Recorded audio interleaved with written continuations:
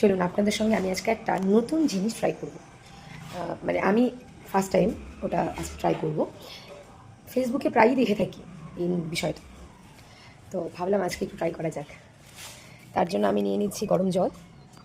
চলে ছাদের থেকে এই যে অপরাজিতা ফুলগুলো, এটা এখন আমি তুলে নেব। আমি এখানে 3টে অপরাজিতা ফুলের পাপড়িগুলোকে খুলে নিয়েছি, বৃতি আর রেণুটাকে ফেলে দিয়েছি। এবার আমি এটাকে এই যে গরম জলের মধ্যে ঢেলে দেবো এবং ধীরে ধীরে এটার কালার চেঞ্জ হয়ে যাবে, সেটাই এবার দেখব।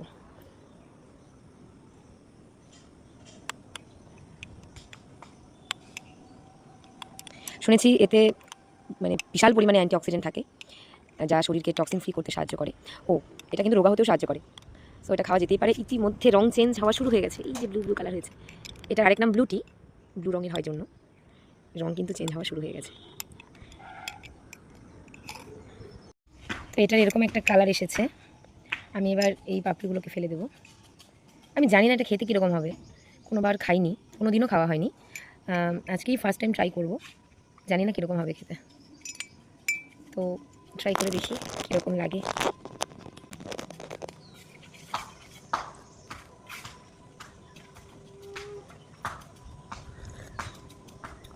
একটু স্মেল আছে, কাঁচা কাঁচা একটা, মানে ফুলে যেরকম স্মেল হয়, মানে খুব যে খারাপ খেতে তা নয়, মানে বিশাল তেতো বা কিছু না, জলের মতোই, গরম জল। কাঁচা ফুলের একটা যেরকম স্মেল থাকে, কাঁচা সবজির যেমন স্মেল থাকে, ওরকমই একটা স্মেল আছে।